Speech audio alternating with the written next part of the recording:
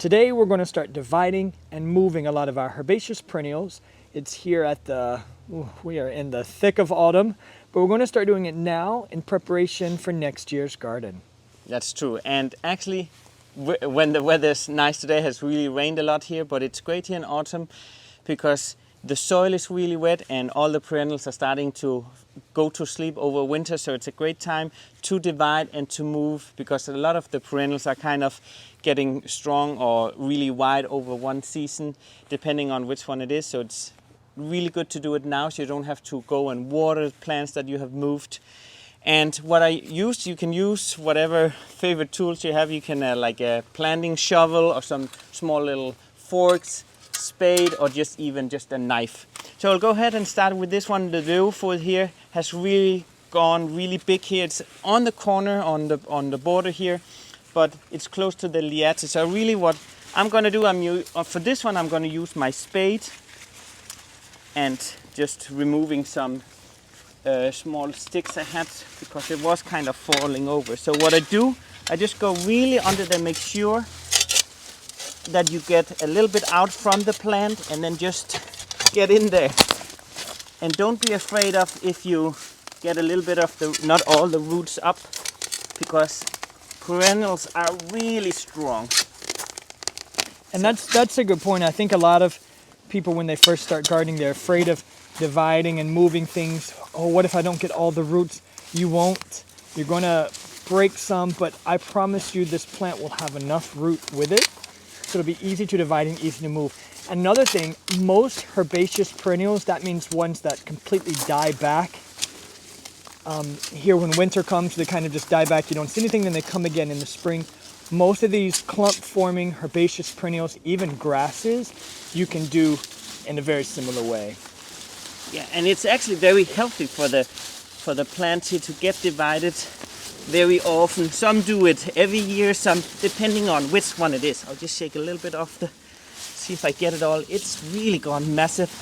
And another great thing about moving these ones are that you also get space for maybe this liatis, for example, really didn't have a lot of space, so you also make space for other plants.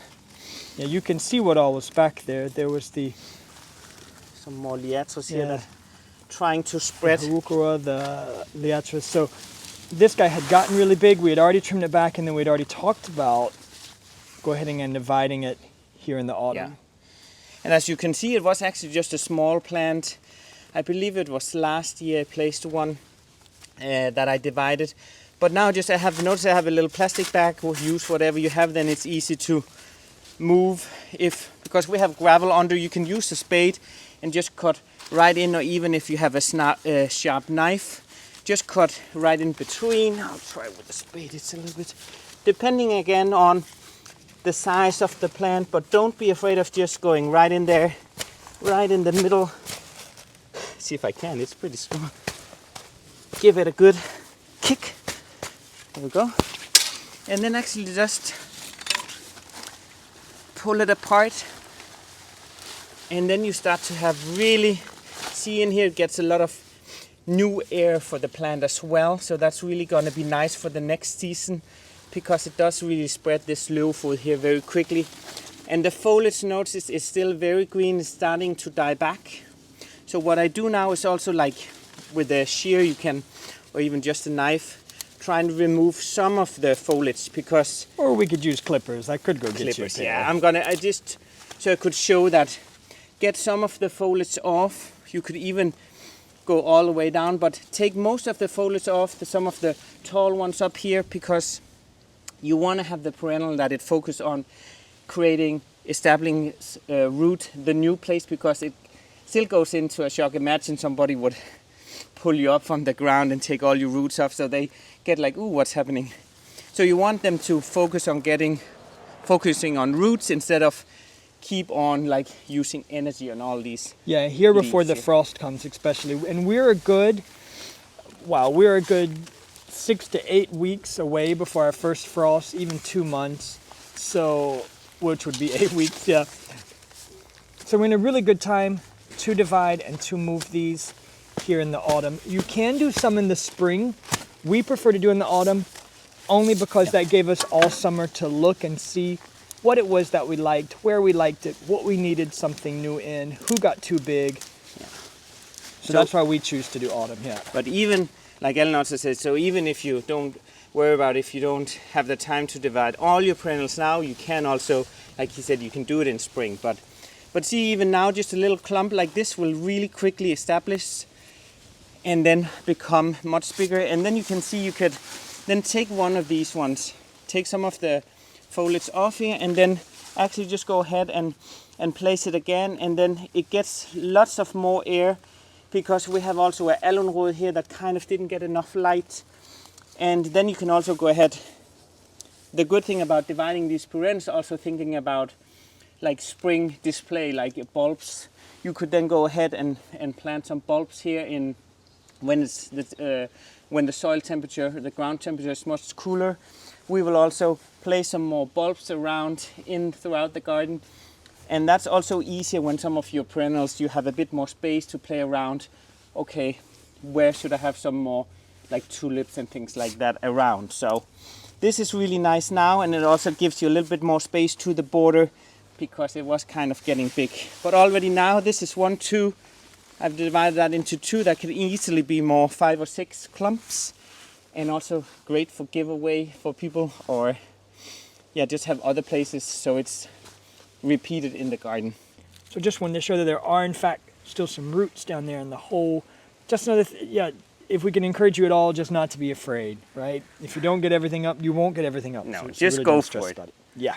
But so this one is a nice big size still, and notice there's a good space for it to still spread here over the next and maybe 2 seasons before I have to divide it again. We will see. Really depending on what kind of plant. So what I do, I just take some of the soil back here around, and then either use your foot or just your hand to really push it down there, and make sure you don't cover it too, don't pull it up like to here. You don't want any roots showing here, so make sure always to really get it enough down in the ground so the roots are protected for winter if you have any hard winter, and give it a good push. And then this one will really be great here around the border. Yeah, we can water it in once we get the rest done. Yeah. Now we've just scooted up the path on to the second one on our list today. Yes, and this one is Porcelains and Pris, really a nice ground cover here on the border actually, and it really spreads through side shoots, so it's like even in between the cracks here of the stones we have. So here I just use because this one doesn't have so long roots, it's just in the stones, so here I also just kind of pull them up. Here I'm also not afraid of breaking the roots too much, so I just gently lift it here a little bit. I love how you say gently, but then you can hear that ripping from the earth. And then shake some of the dirt off. But here you can really see how they run on the sides here. Maybe you can see it here. Hold on. There we go, yeah. So It's like a strawberry. So it runs on the ground, and then really wherever it touches the soil, it will make some roots here. And these ones are, noticed evergreen here. Really nice on the border. And then they get this kind of porcelain blue, baby blue light color, like a really long stem. That's why it's right here, because it is so pretty and elegant. The flowers, this is like an old stem, and then it goes like tall up and has these blue kind of flowers. So that's a really nice one. But this one I actually divide after every season, because it gets really out from the stones. It was actually way more in, so I really take some off, and then I'll just plant some again. There we go, with a really nice clean spot. Ta-da! It had not only grown too far into the stones and onto the path, but it had grown too far, we feel, back towards the butterfly bush and the hydrangeas. So we've removed it all, and now it's time to put a little bit back right where we want it until next year when we remove it again. That's true. But that's really what you have to focus on, these ones that perennials that quickly spread, because they will go really right under some of everything else. So it'll really help the other plants as well. to get divided this one here. So just shake it, and then I'll just kind of plant some of it back. And there we go. Another one's in. Looks much better already. Yeah. So we're actually gonna make space here, and then we're gonna jump right over to the next one, to the Brunnera over here. Actually, I'm just gonna go to this side. The good thing about this, almost like we planned it, Lars. right? Wow. And this one is actually one we have gone divided some weeks ago. Yes, this whole little back section, yeah. And that has really come in nicely. We have had a bunch of rain actually, so I haven't watered at all. So we have some new ones that we moved, some perennials. We had some delphiniums that was way too tall here. We moved that back. So this whole corner, and it's also more shady here. So this works really well once that, the goal is that it will be really closed up, just like the other perennials, because we do plant them close, but that also means we have to divide a bit more. Because this Brunnera also here is really pretty, but quickly takes over a lot of space here next to the Alunrode. So I'm gonna take this up. In case you haven't figured it out, it's a very similar process. It's Lars saying do it gently, but there's nothing gentle about it. It's digging up as much of the root, so be sure you go a little bit away from it. Dig it up and chop it in half. And the soil is really nice and easy to work with at this time of the season. All of that rain that we've stressed about all summer. So here also just shake it a bit here, and you can see you can almost just pull apart some of these Brunnera here because they get big leaves. So you actually don't need, and then kind of play around with, check also when you're, be a little like a plant doctor, see which part is best. Is the one like that doesn't look so healthy and strong, then toss that one. But I think I'll just plant a little bit here, actually just this main piece here. Yeah, because this one gets so big. It's a pretty one though. Because just see that even if it's not in flower, foliage also really can something. Foliage can really something. That's a great sentence. Can do something good for your garden. That's a great sentence. Oh wow. Foliage Thanks. can something. Ta-da! Okay, I'm gonna plant this one back. All right. I don't know if you guys can see this, but that spider web with this morning sun. Ah, there it is. Look at that. Isn't that incredible? We have a lot of them here in this flower bed today. I don't know if I can show them. No. If only this was National Geographic and I had a better camera. Anyway, too pretty not to share. This plant you have been seeing on our garden tours for months now. It's such a pretty one of our favorites. It's a blanket flower. You can see that we've stopped deadheading. A lot of it's going to seed and finished for the season. But the problem with this one, this is its second year. It is a perennial, so it will come back, but it's also a short-lived perennial here in our area. And so usually around 2 years, 2-3 is sort of about all that you get. The problem with this one is once it starts reaching the end of that 2 to 3 years, it really splits here in the middle. Splits and fall, and since it's on the border here, it's not pretty looking anymore. So we actually have to move some away. Exactly. So what we usually do is in the past, once they've sort of reached this, depends on how long it takes for them to look like this, we've just dug it up and started anew in the spring. But this year we're actually going to take some of it off, so divide some of it out, leave some of it, and see how that works for next year. So you have to come back to see how it actually works. If it survived. But this one, like Elna says, we're not going to dig up the whole plant, we're going to take part of it away and leave the rest to still make space for new growth. So let's see if I can do it with this one here. And that's something that you can do with a lot of your, you can keep working, I'll just chat, Lars. Okay. That's something you can do with a lot of your herbaceous perennials is if you don't want to dig the whole thing up, you can just divide it while it's there. I know Lars does that with the hostas, especially at work, quite a lot. So you can just take your spade right down the middle and then sort of cut them off that way. And then so you're dividing the plant out instead of digging it out and then, cutting it in half. There we go. Let's see if I can. I think it comes out quite easily here. Let's see. It's gonna look pretty sad here in the beginning, but it's also I can see it's really gotten too wide. the drier blooms here next to it is kind of just suffering, Yeah. barely surviving in a pretty, so it has to go all this one here. Okay, so we've removed a lot of the foliage so that we can see from where it starts. So here's the clump that it makes. We're going to leave this part, that's why we've left some of the flowers. They're still going to seed. And then the part that we've already clipped back, now that we can see it clearly, is the part that we're going to chop in half. Okay, let's try.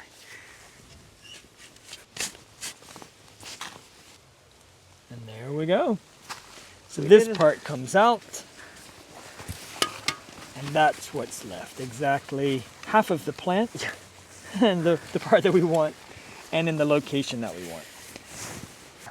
Okay, so I moved the actually half of it away, and then the soil I just press it against. So that's already now looking so much better. So we will leave the rest here. Once it sprouts from the base again in spring, we're gonna remove all the dead plant part on the top from this beautiful cooker. But it's already looking so much better, giving much more space for this real beautiful white Dreierblomst, much better.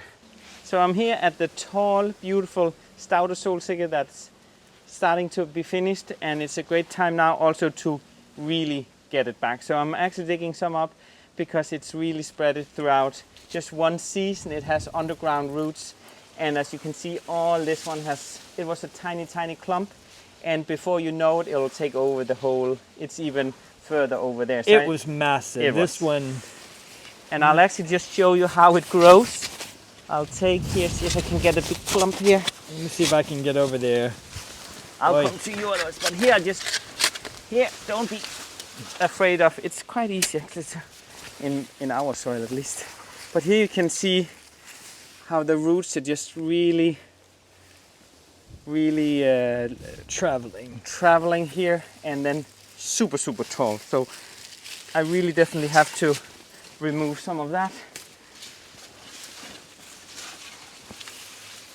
Yeah, it's everywhere. So this is a little bit less about dividing and more about taking it out of the garden altogether. So you won't really get the clump like we've had on some of our other perennials. But because it has spread, it's still easy to dig up and move out. So it's really great to do the dividing or moving, taking this back, because it's really almost invasive with all how it spreads throughout. And it's great to do it now, also because the soil is really easy to work with, easy to pull them up because it's rained a lot. But also it's easy to see, recognize, since it has some flowers, so it moved over here, it's easy to get them away. If you wait until spring, it can be really hard to recognize this one compared to the other foliage when they first come up from the ground. So what is a Stauder Solsikke and what's another perennial, so you don't make the mistake of taking the wrong perennials away. So now it's great, you can easily see which one is the bad guy here. And that kind of works for a lot of this division and for Yeah. anything you want to do. If you want to go ahead and start planning your garden for next year, do it now while your plants are getting ready to go to sleep, and you can still see what's what. Because come spring, especially on these herbaceous ones that are going to come back green and possibly have self-seeded, Yeah. if you're not really good at recognizing them, that's why we have Lars. But if you're like me and you have no clue what's the weed and what's the plant, yeah, the autumn is the best time to do it. And this one, I think, this one broke off. There we go. Now it's a small little area, but don't be afraid. I know for a fact it will be spread even more for next season and really have a nice case here, nice contrast to the black here in the back. No one is afraid. It's still a lot of plant. That's like a hugging size. That's a good amount here. I mean, you act like we're going to be short on flowers. Don't be afraid. But thanks for the warning. There we go. So here we have a really nice one when it comes to insects I really love. It's the catwort, but it has really also, like some of the other perennials, grown crazy this season. So we need to divide that one as well. So I'm gonna dig the whole thing up. Again, just, I'm not afraid of going crazy with this one here. Whoa. Do a little shake. There we go. Wow, look at that. That was a tiny, tiny plant. And now you can really see some other ones that been Smushed. Agastache here that has been really, yeah, actually very smushed. That's a shame. Move that a little bit. See? I guess all the plants are like, eek, space. Man, that was huge. So you can really see it But almost. we knew it had gotten big. In our defense, we knew it had gotten big. We'd already trimmed it back once. Whoa. Right around That's midsummer, crazy. we had trimmed it back.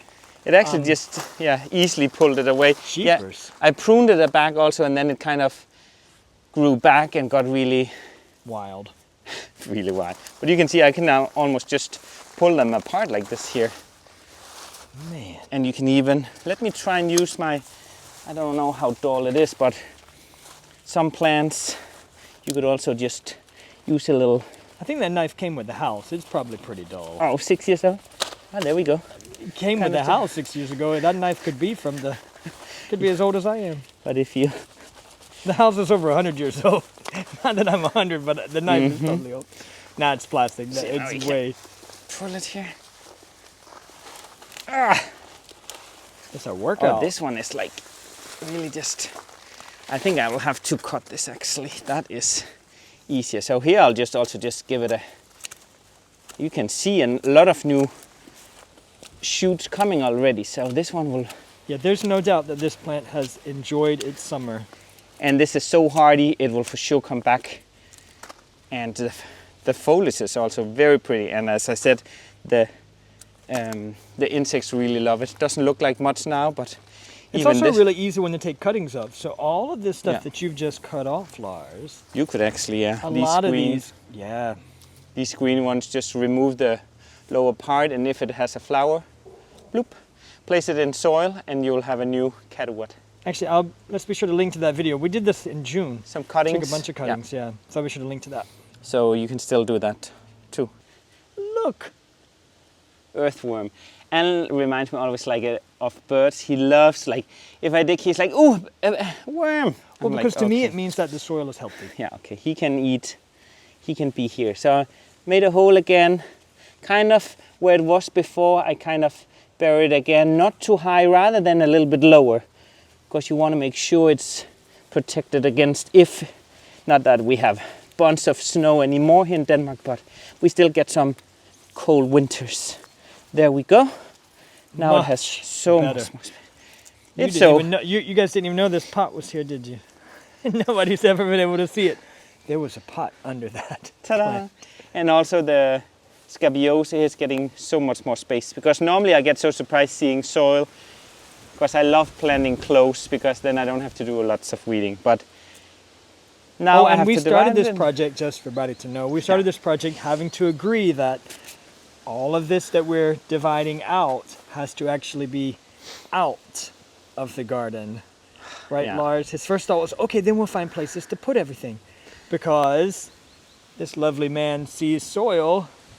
But the great thing about dividing is, to my defense, that we also did some at my friend's house, that it's great to also, like, it can get a new home instead of always just tossing, because plants are very expensive if you have to go and buy them. But it is true, I have to be honest, and now, great, I have a bunch of witnesses that I have to, sometimes you can't just find a new place, because we do have a small garden, and they just keep on. Every year it's the same issue, we can't find a new spot for it. Exactly. And for those of you who are interested in what will happen to this, in Denmark you take all of the garden scraps and supplies to the local municipality's compost facility. Called losseplads. Yeah, well, Eller genbrugsstation.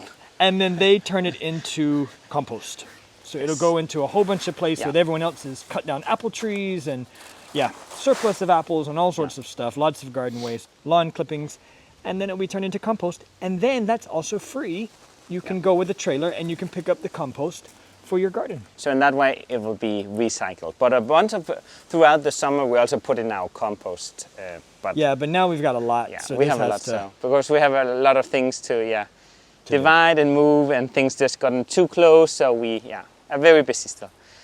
So here's one of my favorites that flowers early in the season, and it's native to Denmark, and it's really drought tolerant. It's called Tjernelge. Beautiful little pink flower, sticky catchfly. Yes, and this one also just Right? Pull Sticky up. catchfly, yeah. yeah. There we go. And it also has a funny Latin name, Viscaria vulgaris. Ooh. Ooh, I just thought it was some of them just really It also catch. has a nice movement. It's almost like a wig. Look at that, like a little green clown wig. Oh wow. Great for Halloween. And this one has kind of also, it spreads also on the side, so it just gets bigger and bigger here on the in width. Now this one I normally just take my little, so it's not so dull anymore. Just cut You are- through here. See, Forcing that little dull blade to work. see. It's like spreading butter. So as long as you have roots on it, so here you get, and you can see you can really just almost pull it apart, getting a bunch of new little teeny tiny plants. So it's also healthy for it too. And we have it also different places. Actually in every, I get, when Alan looks away, I get them in all flower beds because it Oh, I has know. really a nice color in the And spring. it comes, yeah, early Yeah. spring. But so we see, don't mind. one big one got like into, what, 10 new ones? And you can also you can either put these back in the garden like we're doing here. There's a couple more spaces. Yeah. Or you can put them in pots. Yeah. Keep them in, we have an unheated greenhouse. We could keep them there. You can keep them until next spring. So that's another option if you don't know what to do with them now and if you don't want to just toss them. So here, oh, this one is also much happier. So even go ahead and just put a tiny one.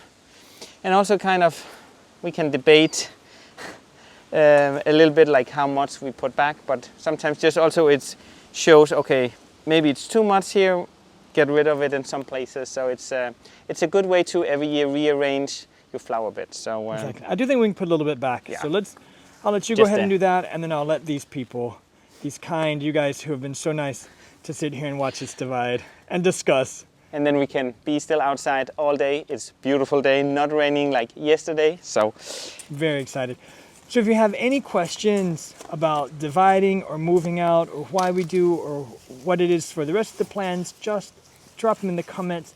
I've mentioned before how much we really do enjoy the comments. It's our favorite part of being here on YouTube, and we really do reply to everyone. Several people have said how kind it is that we reply, and let me tell you, we're very happy to reply, because imagine if you really came into the garden and you said, wow, beautiful garden, or you ask a question and we didn't answer you. In real life, that would be so weird. So I can't imagine not replying or answering just because it's online. Anyway, thank you so much for hanging out with us this morning. I'll let Lars get back to work. And then I'll start doing my projects now that I can put the camera away. Good. So thank you so much. Drop us a comment. Let us know what's going on in your garden and where you are. Yeah. okay, thank you for watching. Moin!